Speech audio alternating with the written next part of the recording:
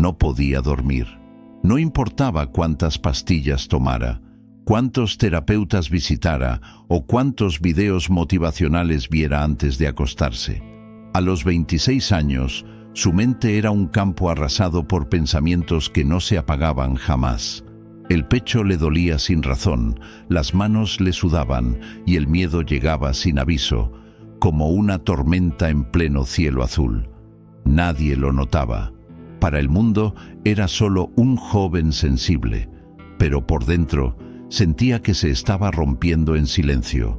Una mañana cualquiera, huyendo de la ciudad y del ruido que ya no soportaba, tomó un autobús sin rumbo claro.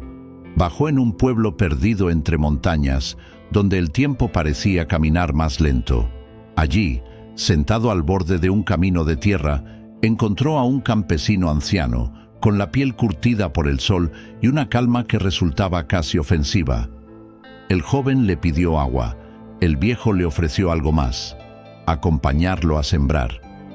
Mientras trabajaban la tierra, el joven no pudo evitar soltarlo todo. Habló de su ansiedad, de las noches eternas, del miedo a no ser suficiente, de la presión constante por lograr algo antes de que fuera tarde. El campesino no lo interrumpió, no le dio consejos de vida, no le habló de respiraciones ni de frases bonitas. Solo siguió sembrando. Entonces, sin mirarlo, dijo una frase que lo dejó en silencio: la ansiedad es tratar de cosechar hoy lo que aún no sembraste.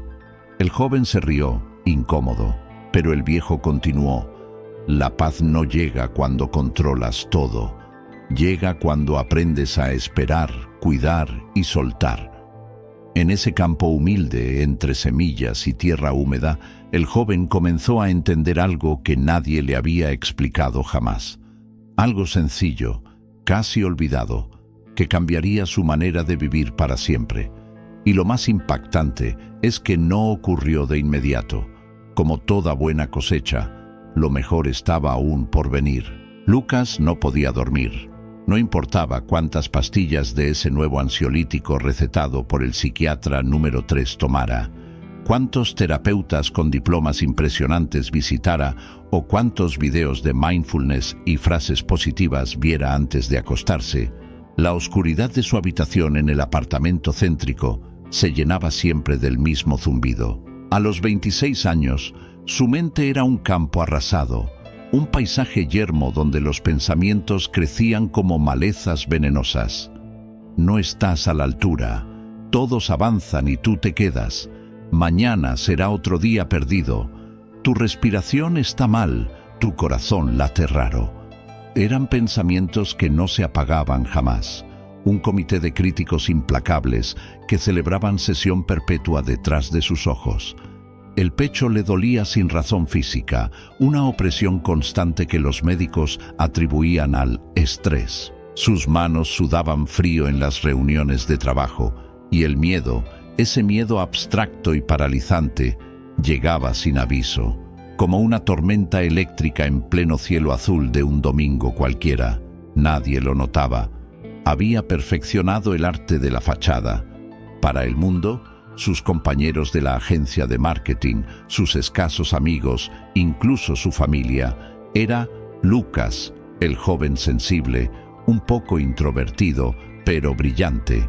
Se reía en los momentos justos, asentía, cumplía con sus deadlines, pero por dentro sentía que se estaba rompiendo en silencio, desconchándose como una pared vieja.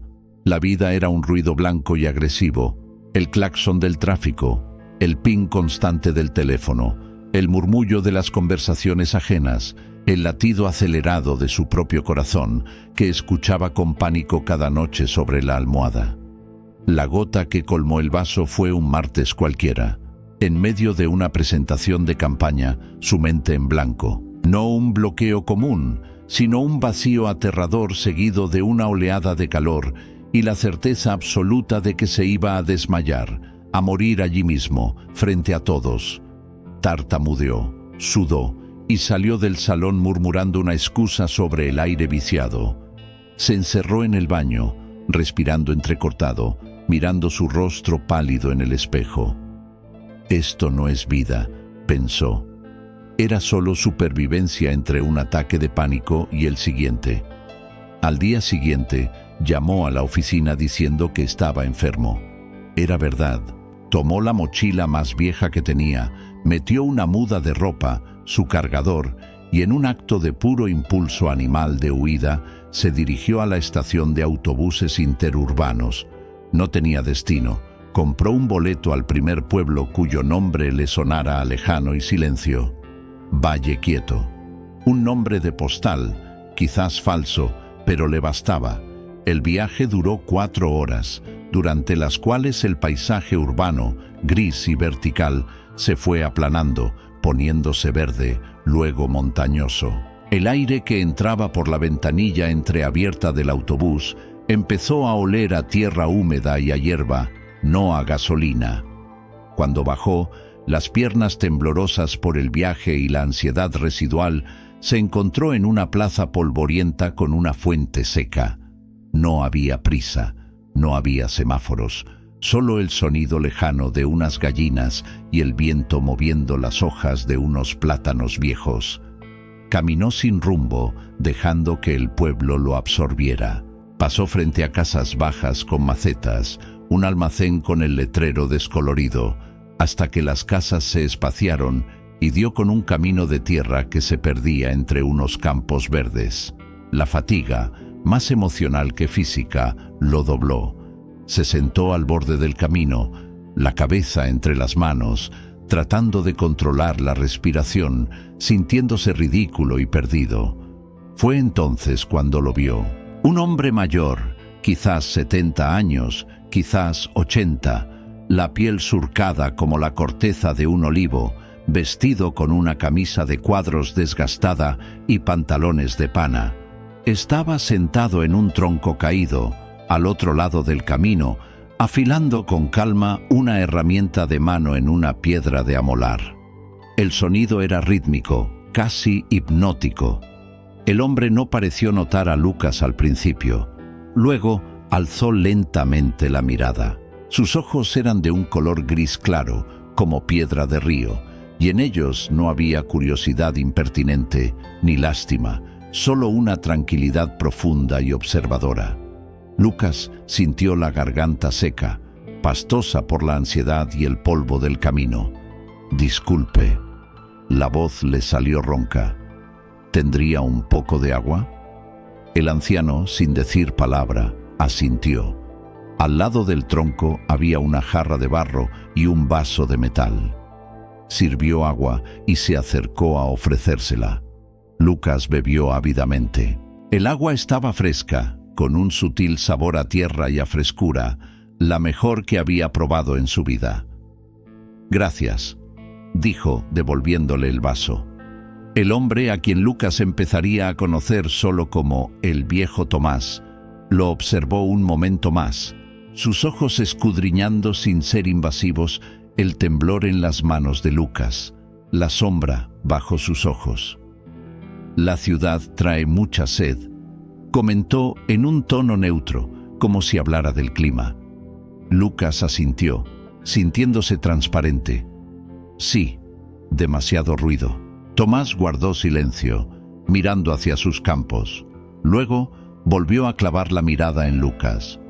«El ruido afuera se calla. El de adentro es el bravo. ¿Vienes huyendo de ese?» La pregunta, directa y sencilla, desarmó a Lucas. No era la entrometida «¿Estás bien?», que tanto odiaba. Era un reconocimiento, un ver. Algo se quebró dentro de él. Asintió, incapaz de articular palabra. El viejo Tomás tomó otra herramienta, una especie de azadón pequeño, y se puso de pie con un leve quejido de sus rodillas. «Huir está bien, pero es mejor tener a dónde ir. Si no tienes prisa, puedes acompañarme. Hoy toca sembrar las últimas patatas». Las manos ocupadas a veces le dan tregua a la cabeza. No era una invitación, ni un consejo. Era una oferta simple, como el agua. Y Lucas, que había agotado todos sus planes, todas sus estrategias, todas sus pastillas, solo tenía una opción: seguir. Tomó su mochila y en silencio Siguió al campesino por el camino de tierra, adentrándose en el campo verde, sin saber que acababa de plantar, sin querer, la primera semilla de su propia salvación. El campo de Tomás no era grande, pero estaba vivo. No era el orden geométrico y químico de las fotos que Lucas había visto de la agricultura industrial. Era un pequeño caos organizado, hileras de lechugas junto a tomates, hierbas aromáticas brotando entre las piedras, y en un rincón, un terreno recién removido de tierra oscura y esponjosa. Tomás le pasó una herramienta similar a la suya, una laya, dijo, y le mostró cómo hundirla en la tierra con el pie y torcerla suavemente para abrir un pequeño hueco. El movimiento era simple, repetitivo. Lucas, con sus manos acostumbradas al teclado y al tacto frío del teléfono, sintió la rudeza del mango de madera, el peso del hierro, la resistencia de la tierra. Al principio, sus movimientos eran torpes, forzados.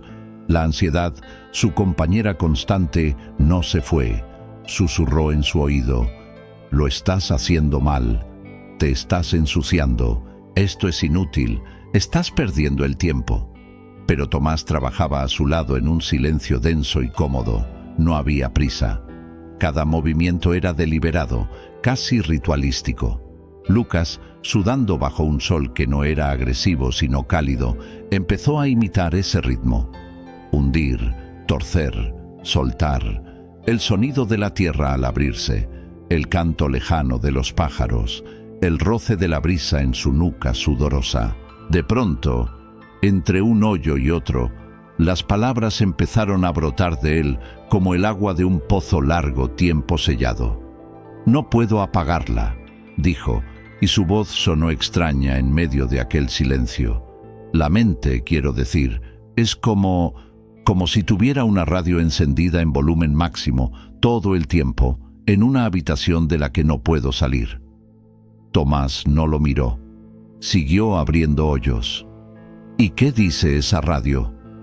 «Todo», explotó Lucas, con un dejo de rabia que ni él mismo conocía. «Que soy un fraude en el trabajo, que a mi edad ya debería tener un departamento, un auto, algo, que mis amigos se están casando, teniendo hijos, ascendiendo, y yo aquí, atascado, que algo malo va a pasar, siempre, que mi respiración no es normal, que este dolor en el pecho es una señal de algo grave, que no duermo, que no descanso, que no vivo». Se detuvo, jadeante, sorprendido por el torrente. Esperó un consejo, una palabra de aliento, una técnica de respiración. Pero Tomás solo asintió lentamente, como si hubiera escuchado un pronóstico del tiempo. Siguió trabajando. Cuando terminaron la hilera de hoyos, Tomás sacó de un saco de yute unas pequeñas patatas, algunas ya con brotes pálidos y frágiles. «Ahora», dijo, «la semilla». Le mostró cómo colocar cada trozo de patata con el brote hacia arriba, con cuidado, como acostando a un niño. Luego, a cubrirlas con tierra, sin apretar demasiado, dejando que respiraran. «La tierra las abraza, no las aplasta», murmuró Tomás. Fue mientras cubrían la última patata, con las manos embarradas y el sol empezando a caer, cuando Tomás, sin levantar la vista, soltó la frase que resonaría en Lucas como un campanazo en un valle silencioso. «La ansiedad, muchacho, es tratar de cosechar hoy lo que aún no sembraste». Lucas se detuvo en seco. Una parte de él, la cínica y urbana, quiso reírse. Eso era todo. Un refrán de almanaque. Pero otra parte, una más profunda y cansada, sintió que la frase le daba como un golpe en el estómago. «¿Qué quiere decir?», preguntó, la voz ahora baja. Tomé se enderezó, apoyándose en la laya, y miró por primera vez directamente a los ojos de Lucas. Su mirada era serena, pero penetrante. «Quiere decir que tu cabeza quiere frutos, tranquilidad, éxito, seguridad, paz. Las quiere ya, ahora mismo». «¿Pero cuándo sembraste para eso?». Hizo un gesto amplio hacia el campo. La tierra no da tomates en un día. Necesita la semilla, el agua, el sol, el tiempo. Y sobre todo, necesita que no la escarbes cada hora para ver si ya creció la raíz. La paz no llega cuando controlas todo. Hizo una pausa, dejando que las palabras se asentaran como la tierra sobre las semillas. Llega cuando aprendes a esperar, a cuidar y a soltar lo que no está en tus manos. Lucas se quedó mirando sus propias manos sucias.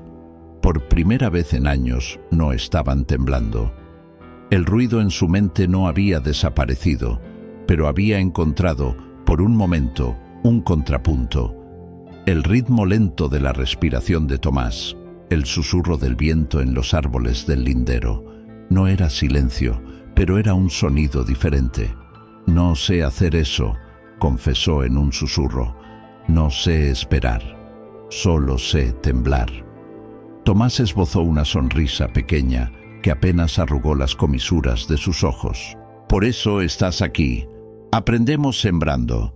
La tierra es la mejor maestra. No tiene prisa, pero nunca se detiene. No juzga, pero siempre responde. Hoy sembraste patatas. En unos meses, si las cuidas y el tiempo ayuda, darán fruto. No puedes apurar eso, solo puedes confiar en el proceso». Recogió las herramientas. Mañana toca regar y quitar las primeras malas hierbas, las que ahogan lo que sí quieres que crezca. Al regresar a la pequeña y humilde casa de Tomás, donde el anciano le ofreció el sofá de la salita para dormir, Lucas no sintió la paz milagrosa que quizás, secretamente, esperaba. Pero sintió algo nuevo, una fatiga corporal honesta, no nerviosa. El olor a tierra en sus manos. Y en el lugar del miedo abstracto, una curiosidad concreta. ¿Cómo serán esas malas hierbas de las que hablaba? ¿Y cómo se las quita? Aquella noche, acostado en la oscuridad del campo, escuchó los sonidos nuevos. Un grillo, el crujido lejano de la madera, el viento. La radio de su mente intentó subir el volumen, pero él, recordando el peso de la laya en sus manos, la imagen de la patata cubierta de tierra, pensó: «Solo hoy sembré, no puedo cosechar todavía». Y casi sin darse cuenta, se durmió. No fue un sueño profundo ni reparador, pero fue sueño al fin. La primera semilla, diminuta y frágil como un brote de patata, había sido plantada no en la tierra del campo, sino en el yermo campo de su interior. Los días en Valle Quieto se estiraban como un chicle, largos y lentos. Lucas, que había vivido esclavo del reloj digital en su pantalla, empezó a guiarse por el sol y por las tareas concretas. La primera semana fue un duelo constante. Su cuerpo protestaba por los dolores nuevos, sus manos se llenaron de ampollas que luego se convirtieron en callos, y su mente, acostumbrada a saltar de un estímulo a otro cada 5 segundos, se aburría mortalmente con la monotonía del campo. Pero Tomás era implacable en su gentileza. Cada mañana, al amanecer, estaba listo. No había discusión. Había que regar, desmalezar, tutorar los tomates, espantar a los pájaros de las semillas recién plantadas. Y fue en la tarea aparentemente más simple donde Lucas tuvo su primera gran confrontación. «Las malas hierbas», dijo Tomás señalando un sector del huerto donde unas plantas de hojas anchas y vigorosas crecían junto a los tiernos brotes de lechuga. «No son malas en sí, solo crecen donde no las queremos. Ahogan a lo que sí queremos, le roban la luz, el agua, los nutrientes. Hay que sacarlas de raíz». Lucas se arrodilló y empezó a tirar. Arrancaba las hojas con fuerza, pero se le rompían en las manos, dejando el tallo y la raíz en la tierra. «Así no», dijo Tomás, arrodillándose a su lado. «Tienes que ir más hondo, con cuidado, pero con decisión. Sigue la raíz. Si la dejas, mañana habrá 2 hierbas donde hoy había una». Tomás mostró cómo cavar con los dedos alrededor del tallo, seguir el fino hilo blanco de la raíz en la tierra oscura y extraerla completa con una suave pero firme tensión. Era un trabajo minucioso, casi meditativo. Requería atención plena a un solo punto, esa raíz, ese pequeño espacio de tierra. Lucas lo intentó. Al principio su impaciencia lo traicionaba. Quería limpiar el cantero rápido, ver el resultado inmediato. Pero al arrancar solo las hojas, Tomás, sin reproche, señalaba los tallos residuales. Allí quedó, volverá. Fue en la tercera mañana de deshierve, con el sol calentando su espalda y el olor a menta silvestre en el aire, cuando hizo la conexión. Miró la maleza en sus manos, con su red de raíces largas y tenaces. Esto es como un pensamiento ansioso, pensó con un sobresalto. Si solo trato de suprimir la idea superficial, tengo miedo. Sin ir a la raíz, sin entender de dónde viene, siempre vuelve. Más fuerte. Tomás, dijo su voz insegura, ¿cómo se encuentra la raíz de una mala hierba en la cabeza? El viejo dejó de trabajar y se sentó sobre sus talones, limpiándose las manos en el pantalón. Miró a Lucas con esa paciencia infinita. De la misma manera, con cuidado, pero sin miedo. Hay que observarla, no pelear con la hoja, con el síntoma, el corazón acelerado, el sudor, sino seguir hacia atrás. ¿En qué momento empezó? ¿Qué la alimenta? Miedo a fallar, a no ser querido, a la muerte. Esa es la raíz, y se arranca con la verdad, no con la fuerza, reconociendo que está allí, dándole nombre, y entonces, con decisión, sacándola para que no ahogue lo bueno. Fue la primera vez que Lucas no habló de su ansiedad como una niebla abstracta, sino como algo con formas específicas. Esa tarde, en un cuaderno que Tomás le dio, una libreta de gastos de la ferretería, casi vacía, empezó a escribir, no un diario bonito, sino una lista de malezas. Anotó: pensamiento, vas a fracasar en la presentación. Raíz, miedo al ridículo, a que me vean como incompetente. Evidencia real, nunca me han despedido. He recibido buenas evaluaciones. Al ponerlo en palabras, al seguir la raíz, el pensamiento perdía parte de su poder aterrador. Era solo una hierba, no la naturaleza entera. Pasaron 2 semanas. Lucas aprendió a regar al atardecer para que el agua no se evaporara. Aprendió que algunas plantas necesitan más sol, otras más sombra, que el exceso de agua podrida las raíces, tan malo como la sequía. Tomás rara vez daba discursos, sus enseñanzas venían envueltas en acciones. Mira, este tomate se inclina buscando la luz. Hay que enderezarlo con cuidado, darle apoyo, pero no atarlo muy fuerte. Lucas lo aplicaba a sí mismo. Me inclino hacia la aprobación de los demás. Necesito un apoyo interno, pero sin atarme a su opinión. Una noche, después de una cena sencilla de sopa y pan, Lucas tuvo lo que en la ciudad habría sido un ataque de pánico. Sintió el familiar vuelco en el estómago, el pecho que se cerraba, la oleada de calor. En vez de luchar contra ello, respirando de manera forzada, recordó las palabras de Tomás. Se quedó quieto. Observó la maleza. Sintió el miedo. Le puso nombre. Es miedo a volver. A que todo esto sea una ilusión y al regresar a la ciudad sea el mismo de antes. No intentó arrancarlo de un tirón. Solo lo reconoció. Ah, estás aquí otra vez. Miedo a volver. Y, como por arte de magia, la intensidad del pánico bajó de 10 a 6. No desapareció, pero dejó de ser un monstruo para ser una emoción incómoda, manejable, como una mala hierba identificada, a la espera de ser extraída con más cuidado al día siguiente. Al final de la tercera semana, Lucas se miró una mañana en el pequeño espejo del baño. Los mismos ojos, pero las ojeras habían palidecido. La misma cara, pero la mandíbula no estaba apretada. Las manos, ahora útiles, fuertes. Había perdido el ritmo frenético de la ciudad, pero había ganado otro, el ritmo de la tierra, del cuidado, del proceso. No había cosechado la paz todavía, pero estaba, por primera vez, cuidando activamente el terreno donde tal vez pudiera crecer. 1 mes y medio después de su llegada, el campo de Tomás era un tapiz de verdor y promesas. Las patatas que habían sembrado el primer día ahora eran matas frondosas. Los tomates colgaban verdes y pesados de sus guías. Las lechugas formaban rosetas perfectas. Lucas, ahora bronceado y con una soltura corporal que antes le era ajena, recorría los surcos con Tomás una mañana de cielo despejado.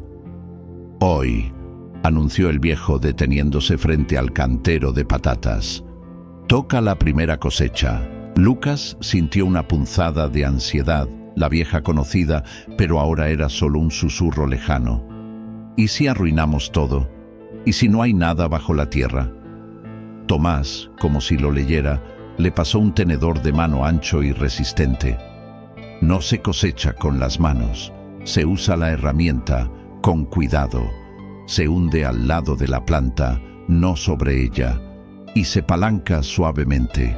La tierra cederá si es el momento. Lucas respiró hondo, hundió el tenedor en la tierra húmeda a 1 palmo de la base de la mata y apalancó. La tierra se quebró con un sonido sordo. Al principio, solo tierra. Luego, como un tesoro escondido, aparecieron las primeras protuberancias amarillentas. Patatas. Un racimo de ellas, de diferentes tamaños, unidas a las raíces como planetas a su sol. Las sacudió suavemente, quitándoles la tierra. Estaban firmes, pesadas, perfectas. Una sensación completamente nueva, poderosa y serena a la vez, inundó a Lucas. No era la euforia efímera de cerrar un negocio o recibir un like. Era una satisfacción profunda, arraigada.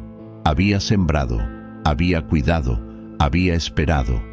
Y ahora la tierra le devolvía el fruto, multiplicado. «No todas están listas», dijo Tomás observando. «Algunas son pequeñas, las dejamos. Tienen su tiempo. No se fuerza. Se cosecha solo lo que está maduro». Esa frase fue la segunda revelación. Lucas la repitió mentalmente mientras llenaban una cesta con las patatas cosechadas. No se fuerza, se cosecha solo lo que está maduro. ¿Cuántas veces había intentado forzar soluciones en su vida, relaciones, proyectos, queriendo el resultado final sin respetar el proceso? ¿Cuántas veces se había juzgado por no estar maduro para lo que los demás sí parecían estarlo? La tarde la pasaron en silencio, limpiando las patatas bajo el grifo del patio. El agua fría corría sobre los tubérculos, revelando su piel tersa. Lucas sentía una calma que no era ausencia de pensamientos, sino una coexistencia pacífica con ellos. Los viejos miedos estaban allí, pero ahora los veía como pequeñas malas hierbas que reconocía y extraía cuando aparecían, en vez de dejar que invadieran el campo entero. Esa noche, sentados a la mesa con un plato humeante de las primeras patatas hervidas con un poco de sal y romero, Tomás habló. «La tierra te ha enseñado lo que necesitabas, a sembrar la acción paciente, el trabajo diario, los hábitos, a cuidar, protegiendo lo que crece de lo que lo ahoga, los pensamientos intrusivos, las exigencias ajenas, a esperar, confiando en el proceso, y a cosechar solo lo que está listo, sin avaricia». Hizo una pausa, sus ojos sabios fijos en Lucas. «Pero el campo no eres tú, es solo un campo. Tú tienes que llevar esta tierra contigo, a la ciudad, al trabajo, a tu vida». Lucas asintió. Lo sabía. El viaje de regreso se acercaba, pero ya no lo aterrorizaba. No iba a regresar como un iluminado, libre de ansiedad para siempre. Iba a regresar como un jardinero de su propia mente. «¿Y si la ciudad vuelve a llenarme de maleza?», preguntó, la voz cargada no de pánico, sino de una preocupación honesta. Tomás sonrió. Entonces, recuerda que tienes las herramientas y que siempre puedes volver a sembrar. La paz no es un estado permanente, muchacho, es una cosecha, y hay que sembrarla y cuidarla todos los días, en el campo que te toque. La mañana de la partida, Lucas empacó su mochila. Ahora llevaba dentro, junto a su ropa, un puñado de semillas de girasol que Tomás le regaló, para que siembres algo tuyo, aunque sea en una maceta, y el cuaderno de malezas y raíces. Se despidieron con un apretón de manos firme que se convirtió en un breve y torpe abrazo. No hubo grandes palabras, no hacían falta. El autobús de regreso atravesó el mismo paisaje, pero Lucas lo veía con ojos nuevos. No veía monotonía, veía campos en diferentes etapas de crecimiento. No veía lejanía, veía espacio. La radio de su mente intentó encenderse. ¿Y si en el trabajo ya me reemplazaron? ¿Y si...? Lucas no luchó contra el pensamiento. Lo observó, le puso nombre, miedo al cambio, y luego deliberadamente cambió el canal. Observó la nube con forma de oveja en el cielo.